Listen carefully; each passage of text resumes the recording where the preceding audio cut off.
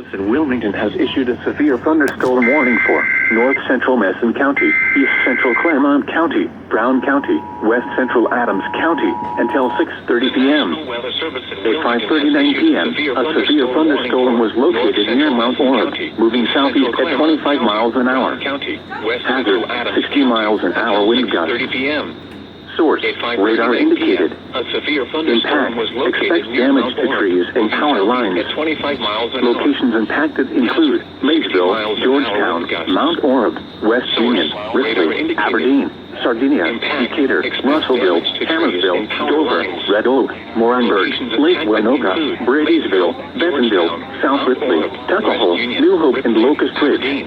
Sardinia, Decatur, Russellville, Hammersville, Dover, Red Oak, Moranberg, Lake Winoka, Bradysville, Bentonville, South Ripley, Tuckahoe, New Hope, and Locust Ridge. Bradysville, Bentonville, South Ripley, Tuckahoe, New Hope, and Locust Ridge.